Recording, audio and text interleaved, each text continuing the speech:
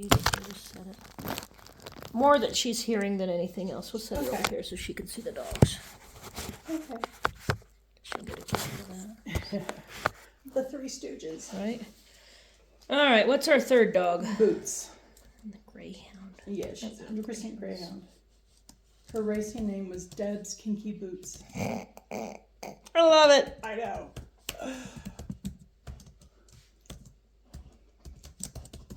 And how old is she? She is 6. When did she come off track? I got her in 2020. I don't think she had been off track too long. So she ran 3 years. Yeah. She hurt her foot. We have had her around a cat, and she did well after she realized the cat wasn't lunch. Yeah. At first, as long as the cat doesn't run, they're pretty safe. Yeah, my son held her and showed Boots that the cat was not to fiends, not for chasing. Yes, it's family. So again, we're reestablishing that value is over there. He came over sniffing, gathering information, and I want to get treats out there quick enough before he comes back is my goal. Okay. Sometimes I'm fast enough, sometimes I'm slow, but I want him to see that there's value to stay over there as opposed to underfoot. Okay. And so as we play with this, and he comes to figure out that nothing's going to happen here. And I'm just going to keep throwing him. Quit. Kick his ass, Scamper. He needs it. Scamper will try, honestly. You'll die, Scamper. They've had a few run-ins. And at first I thought it was him picking the fight. Oh, no. No, it's always the little guy. It's the little guy. It's always the little. It's like, are you almost stupid? Always. So see, one went under the cabinet there, so we got some extra bonus hunt for it because it went under the edge of the cabinet and he had to surf it out. And so you notice he's coming back slower. Yes, I did. I did notice that. Oh, that was a shitty throw. He doesn't care. He's like, I'll get it. So as we establish values over there, look what happened right there. He's staying over there. He's like, oh, I'm just going to wait here. It's too much work to walk over there and see her. That's so cool. And so, I come to people's house. I throw food all over the place. Why? Because it works. Keeps me from getting eaten. And so he's figuring out that coming back here has no value. There's no value to come back here. And so as we give him value somewhere else, he's like, oh, okay, so I'll just stay over here and wait on you to throw some snacks. Okay. And when I get bored, I'm going to sniff around. Oh, look, there's snacks I missed. And as they do that, we're changing their brain power. We're changing the neural pathways in their brain, which is making them think things differently. I mean, he's a very smart boy, too. So that's a bonus. Most are. I showed Afghan hounds for 30 years. Everyone says, oh, Afghans are stupid. Nope, Afghans don't give a shit. There's a big difference. They're the cats of the dog world. The sight hounds in general, if you throw a tennis ball, you throw a tennis ball for this guy, I'm guessing he's going to chase it until your arm falls off your body. Yes. And then wants you to throw it with your other arm while you're bleeding out. Yes. Yeah, okay. If you throw it for the greyhound, the greyhound's going to go, whatever. Guess you don't want that. Yeah. That was a pretty good throw. Yeah. I saw a thing, greyhound tricks. Sit, they're standing. Play dead, they're standing. Yeah. Come, they're gone. Yep. She's grunting. She's fine. She's haunted. Well, Huh. Hi. You wagging your tail? We're just going to let him stand there and think about himself, and we're going to get him. Excuse me, sir. That's enough. You going to be a dick? That's his dragon mode. He tries to gather all the balls around him and protect them all. Resource guard them. And he's kind of obnoxious about it. Yeah, we all have our skills. And especially at night when he's on the bed, he's in the middle of the bed. I have maybe this much of the bed, and he wants to get up, and he growls at Chico because he doesn't want Chico to come near his balls. And Chico's just like, I just want to lay down, man. You're in the way.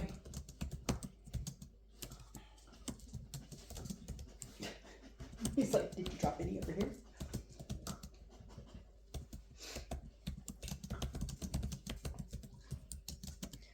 So then with Chico, obviously we have some reactivity to other people. A little.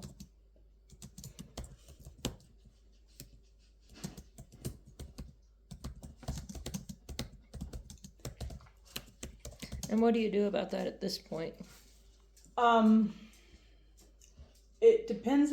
I mean, if the person knows, if he knows them, it's a little bit easier. I'm just trying to get him not to jump on people. Right. When new people come in, like yesterday, a guy came over to look at trying to put a Wi-Fi booster in, and pretty much I held on to him and had him sit while he was there, and I tried to get him not to bark, and the guy thankfully just ignored him. But yeah, and so it's like getting him to calm down a little bit, because he's got has less, but he still has a great deal of anxiety because he was left home alone a lot, and his family was busy, and parents worked, kids were at school, left home a lot, and then he charged the neighbor, and so they kind of decided they probably should rehome him. It's a lot of dog to be a dickhead. It's a lot of dog to be a dickhead. Yeah. So you notice he's coming over, sniffing, and leaving. Yeah. I have 0 value right now. Nothing has happened over here. Mm-hmm. He's not gotten anything directly from me. Everything's come from over there. Mm-hmm. He's went over there. He worked it pretty thoroughly. He came back over here. He says, "Hey, do you have some snacks yet?" No, I don't have any snacks. Okay, see ya. And he just wanders off again. Yeah. And so as we put in value with dogs and different things, right now I'm saying, I like you. You're a nice dog, but I want to like you from far away. Yeah. And, and that's fine. They're, as a whole, the jumping up to greet is a management issue more than it's a training issue. What's the difference? Yeah. So management is something you can start right now. Mm-hmm. And management means when people are coming, we put him in a room that the people aren't going to be in. Okay. Or in a crate. Is he crate trained? Yeah, he is. Put him in his crate. Okay.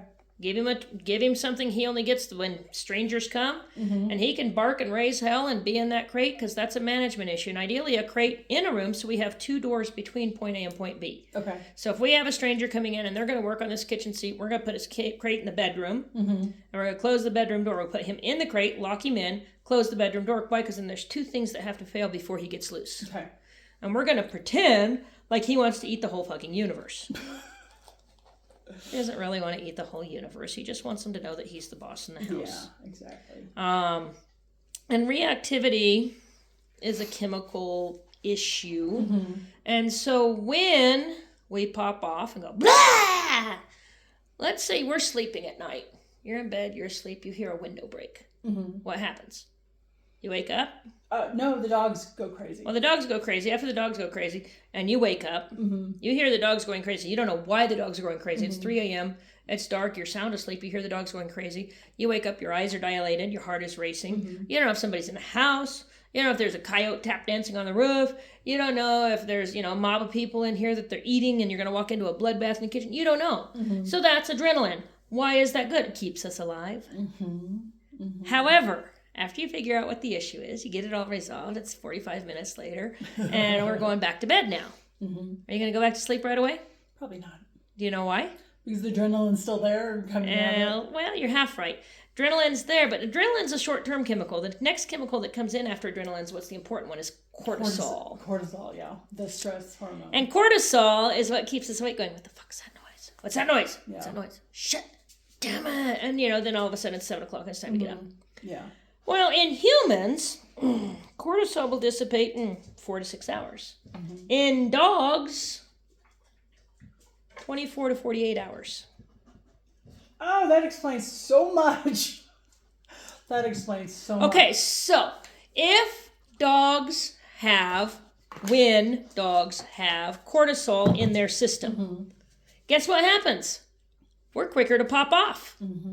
So if we pop off once, we have the adrenaline one, we have the cortisol in, for the next 8 hours easily, we're going to pop off quicker. Okay. And quicker. So if we go on a walk, we have a reactive dog, we take the dog on a walk, we go for 20 minutes and we're having a pretty good walk, we pop off once, we need to be done with our walk. Wherever the hell we're at, we need to be done. Because the more we stay out there, the more opportunity he has to rehearse the bad behavior. Gotcha. Okay. And he's going to chemically be at an insurmountable amount of redirection because the chemical says you need to defend yourself. Okay. You see what happened here? Yeah. So when he wanders back through there will be something there. He went to go have a drink. He drinks a lot. It's all right. That's stress. A lot of that is stress. Really? A lot of excessive drinking when training, drinking can be a stress signal. Okay. Not always. Can be a stress signal. Okay. That things are different and this is how I relax. Mm-hmm. Okay. I drink to relax. Current drink of choice is Gran Coromino tequila. But I drink to relax, and I feel much better after a glass of tequila. You're drooling, dear. I keep the really cool ice cubes in my freezer that are like tennis balls. Yeah, those are cool. I love those. And my glass has a nipple in the bottom, so when I put it in, it rolls around the nipple. Fun. That's fun. Yeah, things you find at Total Wine. Yeah. So in dealing with that, we have 3 dogs that are very, very, very different. We have a big gap in age. Mm-hmm. We have a big gap in play styles. We have a giant gap in size. So all of those contribute to be potentially dangerous. Mm-hmm. If Scamper picks a battle with Chico, who's going to pay the price in that game? Scamper. Regardless of who's right or who's wrong. I know. And potentially with his life. Yeah, yeah. That's why when I leave, he's in the crate. Yeah. I mean, that... I have no issue with that. Also, when... I can't catch him at it, but he pees on the furniture. Right? And it's like, sneaky. he is very sneaky. And it's like, my pet peed everywhere. So. Yep. Vinegar's cheaper and works just as well. Oh, okay, good. Oh, I've been presented with the ball. Yes. He has ball brain now. It's okay. He's not being obnoxious about it. Mm-hmm. Yeah. Yeah. Well, and as I At ignore least it... you know better not to throw it to for him. Yeah, we don't throw the ball. Yeah. Don't throw the ball ever. I have someone who comes over and she knew that the house rules are not to throw the ball. Right. But she threw the ball, and so he like... The training of humans is challenging. Yeah, he annoyed her for about an hour, and I finally took the ball away, and he was like trying to get the ball on the table, and I'm like, dude. Yeah. And once we get to that, and again, that's an over threshold behavior. Hey, Scamper. Come on. Chico. Come on. Chico, here. Good boy. Get it. Redirect. Yeah. Instead of physical touch and drag him off, which allows him not to finish the conversation, allow the choice to come off. Oh, okay. Now the choice has to be pretty powerful, and there's a lot over there right now because he didn't find the last one, so he'll be over there for a while. Okay. And we give the option to redirect instead of picking the fight with Scamper. Yes, Scamper's being a punk. He doesn't know what's good for him yet, but instead of drag him off, if you think about having a conversation with a human being and having a conversation and getting interrupted and not getting to finish your point. Gotcha. And how frustrating that is. Mm-hmm. And you don't hear anything else that's going on because you really wanted to finish what you were talking about. That's the same thing that happens when we intervene. Okay. Does that make sense? Yes, it does. Now, there's a fine line. Why? Because Chico's... Huge. 70 pounds? 84. Okay. And Scamper is 15. Maybe. 18. Maybe. So we're at least 6 times bigger. Yes. And so we have to be good at management. And that's why his Scamper's bowl is on the table. Mm-hmm. Because even if it's empty, I still pick it up because he'll guard it. Scamper will guard his bowl. And Chico will see, oh, your bowl. You're not by your bowl. Let me try to eat whatever's left. And he has to go check out hers. And so I've got him finally at least so that... So I feed in crates. Well, I've got him... Where everything's going good there? We can do feeding well now. Good. Because when I first got him, the first 2 weeks he was outside on the porch because he didn't have enough impulse control to stop and think, wait, I can't do that. But I made him sit before he ate, and I would say, all right. Good. And then he knew he could eat. So he's over here gathering information again. Mm-hmm. And there's nothing wrong with what he's doing. He's sniffing. He's checking out what other dogs have been around. Mm-hmm. He's discovered there's a whole lot of snacks beside me. He's checked out the boxes. He's having a pretty grand sniff. And that's what dogs should do. They should have good sniffs. That's what they do best, is have good sniffs. And so, in working with the diversity that's going on, obviously with Scamper, we're not going to do a whole lot of training with him while he's 10. Yeah. However, we're going to do some management with Scamper, and Scamper can get an X pin. A what? An X pin. What's It's a an X portable fence that we can set up in the house. Okay. And gives him an area that he can have all of his tennis balls, and nobody else can eat Scamper. Okay. And so we give him some boundaries. Mm-hmm. And that's, again, a management tool. Okay. I've got a 4-pound Chihuahua at my house. Who rules the house, I'm sure? Her owner surrendered her because she lived in a house with 2 German Shepherds and another Chihuahua. Mm-hmm. And the ex-husband had gotten the Chihuahua for the daughter, and the daughter carried it around in her purse for a while, a couple of years, and fed her people food and never house-trained her. Oh my And then the daughter, as most 11-year-old girls will do, lost interest. So mom was now having to deal with a peeing, pooping asshole Chihuahua that wouldn't eat. And she had had enough and handed her to me. She is 3.9 pounds. She has learned to eat dog food. She will probably never be house trained. She lives in an X-pen with a pee-pee pad. Mm-hmm. And she gets her food and water and a heated bed in there. And she's safe there. Yeah. Because I have a Doberman. Okay. Doberman would never hurt the Chihuahua. He loves her. But he's 1 foot, weighs more than her. And he could easily kill her. Yeah. By accident. Yeah. He could easily kill me by accident and has come close. But, and so, in having management and putting Scamper in an X-pen when he eats, and when other dogs are around, and when we're being a putz, we lose freedom. We also get some self-preservation involved, and we take away that risk of having an incident, because it just takes a snark. Yeah. Yeah. And and a snark is, this is mine, no, it's mine. No, it's mine! Yeah. And a snark from Chico will be bad. Yeah.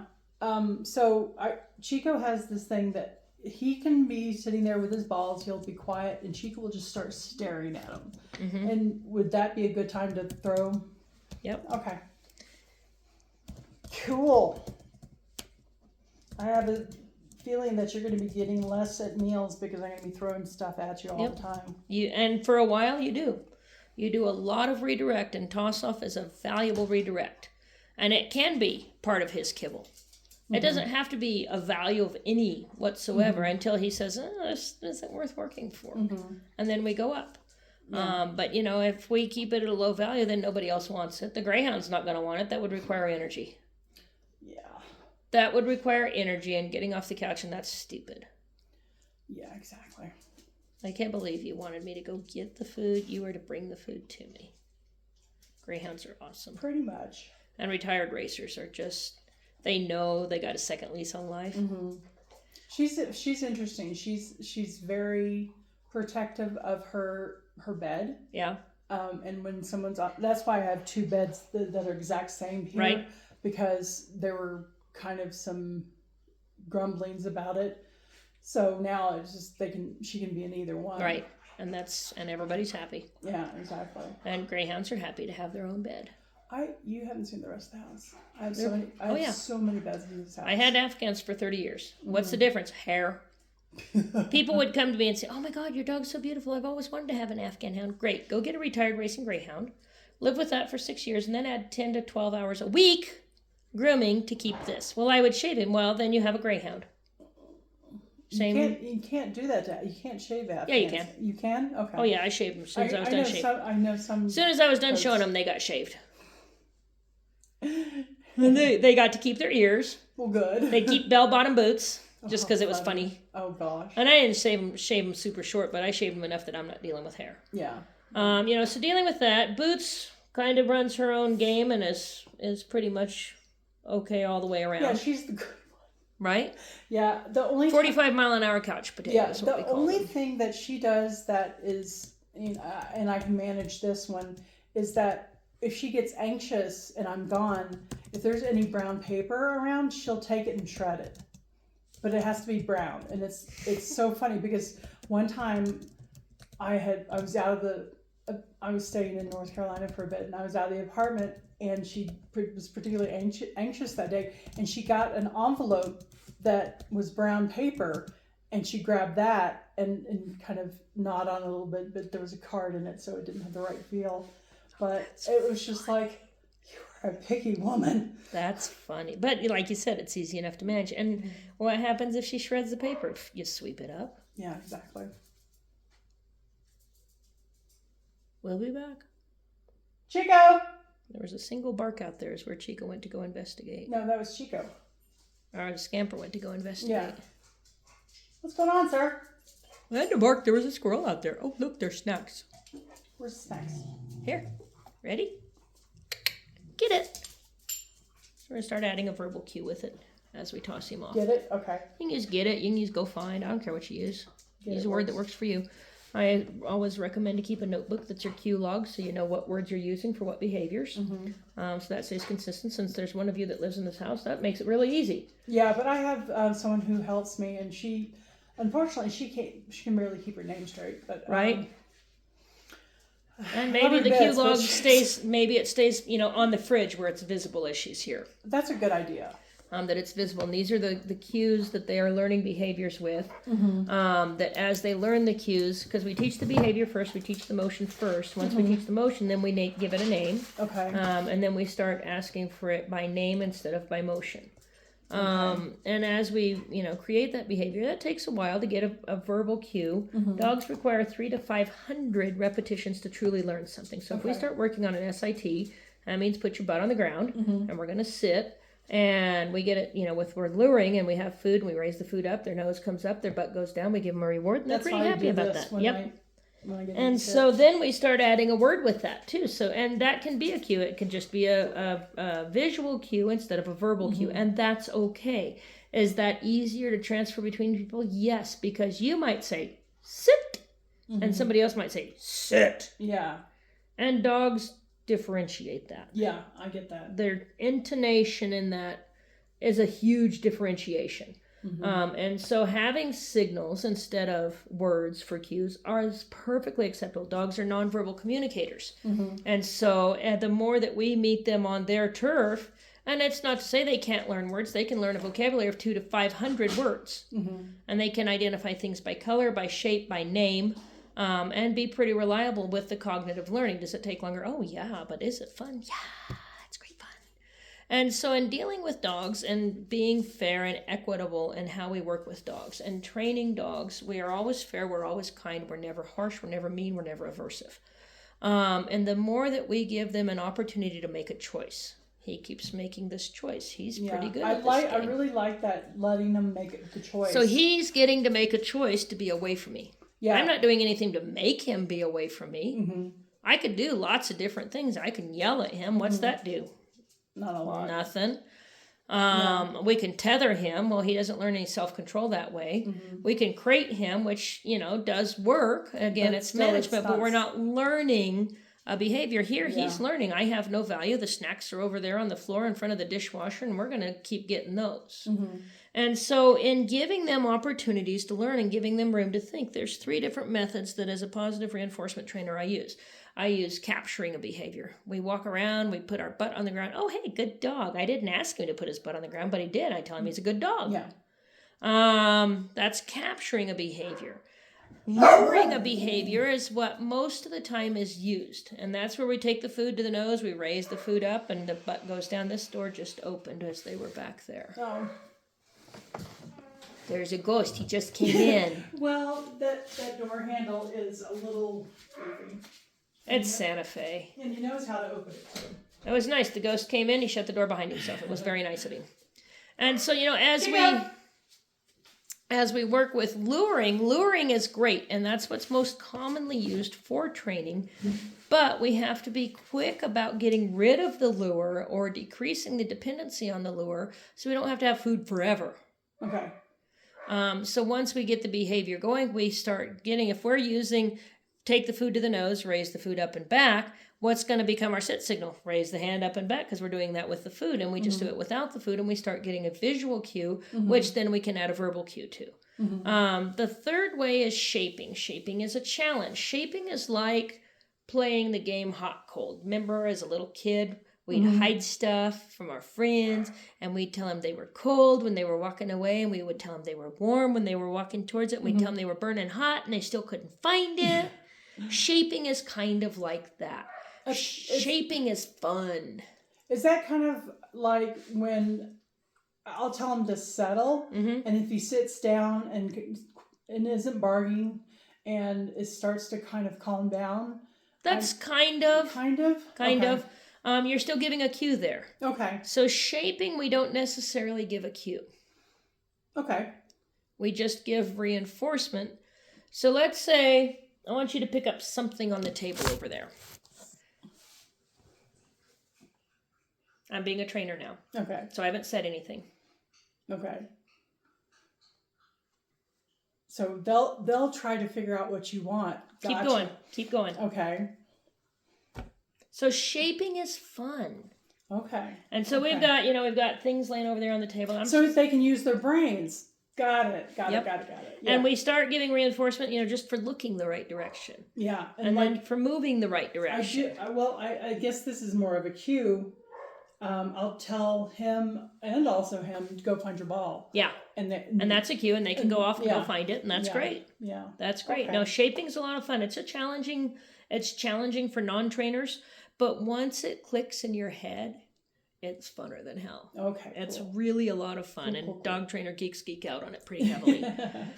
So the way my training works is I come to your house 1 day a week, and we work with however many dogs we need to work with. I'm guessing we probably don't need to do a whole lot of work with Boots. Why? She sleeps on the couch all day. Yeah. And she comes, "Hi! Did you protect us?" Did you find a ball? I found a ball, and I protected you guys. And you should tell me I'm great and wonderful now. You're a good boy. Leave it. Scamper. Hey. Scamper. He's got a ball. Scamper's got a ball or two. Here. So what we're going to do, Chico, get it. The whole goal is to get Chico to move away. So Scamper doesn't feel the need to protect what he has. Okay. And under your cabinets will have never been so clean. Because his whole nose is underneath him. It's hilarious. He's going to keep looking for stuff there, too. Oh, he'll work that all evening. He'll work it all evening. So I come in once a week and we work. Okay. I send you an email, says this is what we worked on. You need to do homework 5 minutes a day. Okay. Now, with 3 dogs, that means 2 need to get locked up while you're working. Okay. If we're just going to work with Chico, and Boots and Scamper don't need a lot of training, we're going to work just with Chico when I'm here. Now, you are welcome to do the other exercises with the other dogs, or we can include them in the training. Okay. My price, $125 per lesson per dog. Okay.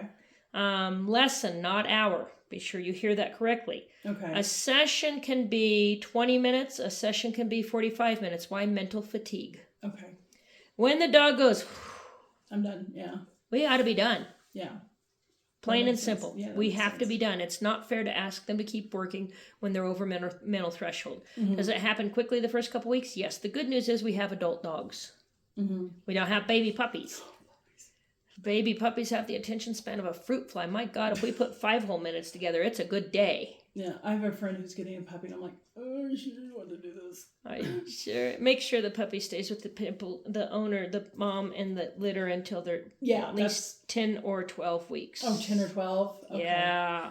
The owner's was trying to get rid of him earlier than that, and Sasha's like, no, it's bare minimum 8. So 7 to 9 weeks in puppies is fight or flight development, fear development. Okay. And if we take them away from brothers and sisters and moms, put them in a strange car and a strange people and strange food and strange house, and even the water tastes weird, we are creating problems that dog trainers will make a multi-million-dollar income for the rest of their life on.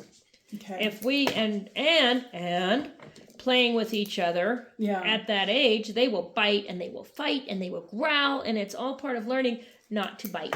Yeah, and mom will... And if we practice that with mom and the other puppies, guess what? The human doesn't have to deal with that. They also, if we can wait till 10 weeks or ideally 12 weeks, they're also going to be pretty well house trained, because they should, if the breeder is doing their job that the breeder should be doing, they should be going out with mom. When mom goes outside to go potty, the whole little herd of puppies goes along and we all go outside and go potty. Okay. And mom doesn't have to necessarily be in with the puppies full time at this point, but the puppies are probably still nursing at 8 weeks. They've probably just started on food at 6 weeks, and they're probably doing some nursing, even if there's not anything in there. It's feel good. Yeah. Okay. It's a feel good. So 10 weeks or 12 weeks is so much better. I will mention that to her. She would like to have that conversation with me. I'm happy to share that. There's an amazing program out there called Puppy Culture. I love that. And anybody who is making puppies in the universe should be utilizing Puppy Culture. Okay. And it has things from day one when those puppies are born that you are doing to help them be balanced and confident dogs. And this little doodle that I just started training with this last week, she came to playgroup this week for the first time, and she's little, she's that big, she's a baby. And she came to playgroup, and she played with the Basset Hound baby, and she bit on his ears, and she chased him, and they ran, and they ran, and they ran. She was not a bit afraid. That's great. So something in there has been done correctly. Now, they rehomed her at 7 weeks old. Oh, dear. But we'll deal with it. I mean, that's what we got. Mm-hmm. And you don't know what you don't know. So it's fine. So I come in once a week. Session rate's $125. 9 weeks is what I like to do. 9 weeks is $1,000. Okay. I do a half a tuition up front, balance at halfway point. Why? Because at week 4, we go, I know everything. My dogs know everything. We don't need you anymore. Go away. I'll be like, okay, talk to you in 6 months. Have a good life. Now, I'm not quite that arrogant. I'll give you 5 months. That'll be 2 weeks for me. Right? I was wrong. Great. Your price is doubled. Yes, I'll pay that. Also, there's a personality. I am an aversive personality. Why? I'm obnoxious. Guess what? I'm self-employed. I have an HR department. I talked to her. She said I can have blue hair. She also says I can use damn, shit, fuck, go to hell. Any of those words. Why? Because we're grown-ups and we can use those big words. You'll fit in right? fine here. And so the beauty of being self-employed is the only accountability I have is to you. Mm-hmm. And we have to get along. We have to see eye to eye with each other. We can disagree. I don't care. I'm right, you're wrong, but we can disagree. And I'll show you why. Not really. Yeah, maybe. But I've got 50 years of dogs. Yeah. I grew up in a dog show home. We showed dogs. Gotcha. I put an obedience title on my first obedience title on a dog at 7 years old. Mm-hmm. I have done dogs all of my life. Mom bred dogs. I was around tiny baby puppies. I've helped whelp puppies. I've held tiny baby puppies and slept with them to keep them warm. I have bottle fed them. I have shown everything. them, I've had the privilege of getting to work with lots of amazing trainers as I've come up through the world. Now, the good news is and the bad news is in the 70s, we trained with choke chains, prong collars, and shock collars. And we used a lot of aversive methods, and we didn't necessarily reward dogs other than good dog. Yeah. Those methods are still in my body, and there is a place and a time for them. Mostly not. I prefer giving dogs a positive option and giving them the ability to make a choice and learning different ways to do things. Stretches my boundaries pretty hard, but I like it most days. And seeing success. Getting messages showing the Basset Hound puppy in his crate by his choice to take his nap, because I've said, let's try it this way and give him options. That he doesn't feel like it's a confinement. He doesn't feel like it's a boundary. And saying that I'm a genius. How many of us go to our job on a daily basis and our boss says, hey, good job? Very few. Yeah. How many of us go to work on a daily basis and our boss says, thanks for showing up? Very few. If we were told those things more often, we'd probably stay around longer. My clients reinforce me daily. Cool. Not because I'm needy or ask them to, because they see results. And we're making this a better family. And we're making things... Is it raining? Yeah, I think it's trying to. Or... Well, it kind of looked like it wanted to. Yeah, it's I hear it. Yeah, it's raining. Squirrel. No, I'm not ADHD at all. They just didn't call it. They called that watch your ass, pay attention in my age. Yep. Been there. Yeah. So... the reason I work 9 weeks and the reason I split up payment, one, it's a significant amount of money. 2, if we're not getting along, we can go separate ways, or training methods aren't working or anything else. We go our separate ways to the halfway point. No loss, no harm, no foul. Dogs learn through repetition. And to get specific on that, 300 to 500 repetitions. And dealing with a dog that's reactive, we want to keep them out of that We don't want them to be good at being reactive. We want them to be good at doing other things. And so as they get better at doing other things and not reacting, now we're laying a new skill set in there. And if we practice something 10 times a day, 5 days a week, that's 50 times in a week. So we're looking at 6 weeks. Okay. To even approach 300 repetitions. Okay. So that's why I like 9 weeks. So, and by learn a behavior, we say sit, he puts his butt on the ground here in the kitchen. That's great. That's wonderful. We go in the living room and we say sit, and he puts his butt on the ground. Okay. We go on the back porch and we say sit, and he goes, nope, can't do that. That's learning. So we learn situationally. We learn in the environment. We learn situationally, but then we need to expand our fluency so we can do it in different places. That every time I say sit, your butt hits the ground. I don't care if we're in the house, if we're in the backyard, we're in the front yard, we're at the dog park, we're at the veterinary office, we're driving down the road and you're in the car and you're being a dickhead. I say sit. I expect your butt to hit the ground 100% of the time. Yeah. Unless there's a tray of cactus near you. Especially with him because...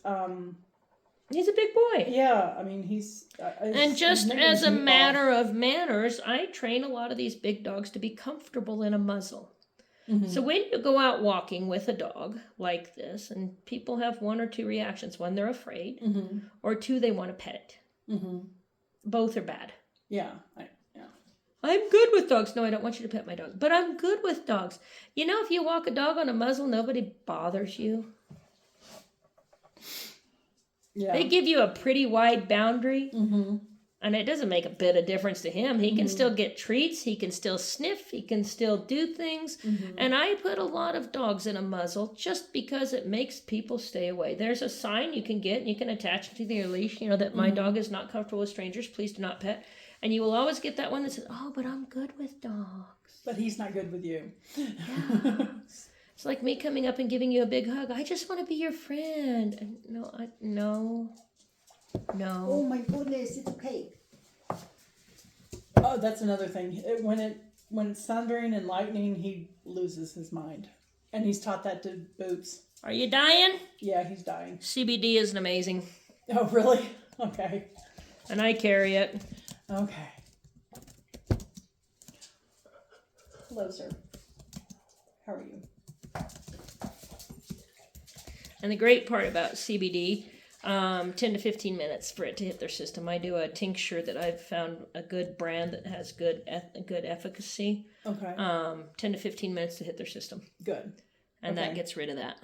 Good. Because, yeah. I see. That's a beautiful ball. When it starts thundering, I'm going to have some because I was, you know, literally just... So I go out to Super Zoo every year. It's a pet industry trade show out in Las Vegas, Nevada, and all the vendors from all over the universe come there to sell everything that's pet related, which is kind of great fun.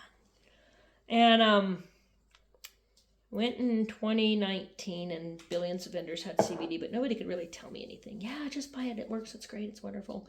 Nobody could tell me dosage. Nobody could tell me where it's coming from. There was a lot of wild, wild west going on out there. Yeah. 2020, we didn't have Super Zoo. 2021, we had Super Zoo. Went back. Guess what? We got a lot of classes about CBD. They've done some studies. They know what the dosage is. They know what the efficacy is. They know what the concentrate value is. They know where it's sourced. We know, et cetera, et cetera, et cetera. So I'm like, okay, I'll bring some home with me. Had a little dog, was terrified of thunder, vibrating, panic, panting, stress, back and forth, back and forth, back and forth, freaking the fuck out. Training this dog during monsoon season. Guess how many lessons we canceled? Every week. Oh, wow. I pulled up one day. I'm like, woohoo, no thunder, no rain. We're going to get a train. Pull up. Boom. I'm like, go in. So his mom's a traveling nurse. And I said, you know, I came back from Super Zoo last week and I've got some CBD. You want to try it? Yeah, let's try it. I don't know anything about it. Me neither. Let's see what happens. So we dosed him according to what I was told. We sat around for 15, 20 minutes and that dog went. Oh, great. Yeah. We were able to go outside and train. Okay. While there was thunder going on around. Okay. I need some for both him and her. You know, CBD, and it's a tincture. We just pull their cheek back, put some drops in their cheeks, 15, 20 minutes, they're fine. Cool. And we play with dosage. The beauty with tinctures, we can play with dosage. Cool. Good news is you mostly cannot overdose. Yeah. You can, it takes a lot. Yeah. So we come in, We work with the dogs. I send you an email. You work on the dogs, 5-10 minutes a day. Okay. You don't have to do hours. Make sure your 5 or 10 minutes are concentrated. You know what you're working on. First week, we're probably going to do 3 or 4 behaviors, and we're going to work off leash and work on a dog creating a relationship with the human that they're looking to you for leadership, not making their own decisions. Why? Because when dogs behaviorally make their own decisions about defending a person, defending a space, defending a toy, it's usually not good. If they look for the humans to help make the decisions, it's better. Yeah. In that same breath, we are going to give them options to make decisions and to think for themselves and to build confidence, but we want them checking in with us. Yeah. And each week we build. Okay. And the first 4 weeks, I lay foundation down. Some basic 7 skills all dogs should do. They should walk on a leash politely. We should sit, we should lie down, we should stay, we should come, we should get off things we don't belong, and we should leave things alone that are not ours. Yes. That expands out in lots of different ways, but that's the main crux of where I'm at right now with training. Okay. And as I work with dogs, I want them to know that these are the boundaries, these are the limitations. We're not going to jump up. We're going to teach, instead of when a dog jumps up and we push the dog away, guess what? It's a game. Yes. Yes. Yes. Guess what he does next? Jumps Does it back again. up again. Yeah. And in the event that we're successful, dog jumps up, we give him a knee in the chest, and he sits, and he gets a treat. Guess what he learns? Jump up, get a knee in the chest, sit, get a treat. We link them all together. You ever seen a dog do sit, lay down, roll over, and know all the tricks, go right through everything they know? Because there's not been any isolation of the individual behavior. So instead of correcting the dog, let's wait for the dog to do the right thing. Is that hard? Yes, he's fine. He's just standing here with his ball. He's He's fine. got ball brain now. He does, and he's not getting anything out of it. And he can stand here with his ball as long as he wants to. He's not being obnoxious Until about it at all. He's going to start getting obnoxious. That's all right. He's not going to get anything from me. Okay. And so as we work with a dog who jumps up, if we wait for them to take our feet off of this, because what do we want ideally? We want 4 on the floor. We wait for the dog to take his feet off of us. We mark with yes, meaning we're doing the right behavior, hot, cold game. Okay. Yes, we're doing that. As soon as feet hit the floor, as soon as we mark, we have 3 to 5 seconds to feed a treat. And say, I like the yes says, I like the behavior that you're doing. Okay. Keep doing it. I'm going to give you a snack. It's like the verbal clicker training. Yes. Okay. I don't have enough hands for a clicker. I see there's a ball there. It's kind of sad, isn't it? Just sitting there. It's not going to work. I am immune. Yep, I know. It is a pretty orange ball. I see. It's very pretty. Mom, do you want to throw the ball? It's just ignoring. He's like, huh. So he gave up on me. I was obviously worthless. Well, he'll give up on me too, usually. There's some days he gets demented. Right. But it's usually somebody else has played with him, and then he's like, oh, okay, I'm getting played with, then you got to do it too. So I am pretty liberal about cancellation. If you don't feel well, if we have workers in the house and you think that's going to be too disruptive for training, you just don't feel like training today. I don't care why. I truly don't, although it's fun when people make creative excuses. The man in the yellow hat with the chimpanzee is here. I cannot train dogs today. There are days I don't want to be a dog trainer too. Some days I take days off simply because I am bad at self-care. I try to not drag my customers into my clients into my bad self-care skills, but some days I'm just Hey! His Cherokee name barks at the wind. Ready? Set. Go. Skipper. Where'd he go? Skipper. So we're just redirecting. Skipper. Skipper. So we're just redirecting, and you can redirect to his bed. You can redirect across the room, and once he figures out this game, he's like, dude, got it. Bark, I get a treat. Now, that doesn't mean we don't create weird things, because we will. Hi. I see. It's right there. It's very impressive. So the equipment I use is biothane, and that's the 2 things that I bring in with me. And I'm not OCD about my equipment. I don't care what you train on. You can't train on a prong collar. You can't train on a choke chain. I won't. I use martingales because I like them, and I use biothane because it's pretty, and it's pretty much indestructible. Nylon wears out and gets flaws in it and can break. Okay. Takes forever, but takes a while. This is rubber-coated nylon. It's an adjustable collar. So martingale has a chain on it, so we get an audible cue that says, hey, there's a correction coming. We get a touch, but it doesn't go down to the point of choke them, just goes to the point of uncomfortable. And it's lightweight, and it feels nice and comes in really great colors. Cool. I love my biothane stuff. Oh, I got new clothes on, Mom. You got a new necklace. Thanks, Mom. You got a new necklace. These It's buckle off and on so we don't have to go over their ears because their ears are tender and sensitive. And if we smash a collar on over the ears, that can be unpleasant to some dogs. Most don't care because collar on means we're going to do something fun. I do matching biothane leashes while they feel nice in our hand, but I realize as dog people we breed and multiply leashes too. I like to work on a 4-foot leash. And I like to work on a 4-foot leash initially because the first 2 weeks we're not working on any leash at all. And we're creating a dog that wants to be with us instead of has to be with us. Okay. With a dog this size, having a dog that has to be with us is a lot of freaking work. Yeah. Having a dog that wants to be with us is fun. Yeah. It's just fun. Usually he's usually like right there next to me. Right? But there are times when he's like outside and he's like, "You want me to come in?" No, Yeah, it's not okay. happening. And I'm like, usually I'm like, "Fine." See you later.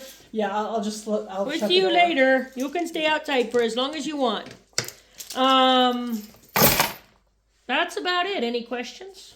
No, I like your philosophy and the whole process sounds completely logical to me. Good. That's super. So what days of the week are good for you? If you can do Saturdays.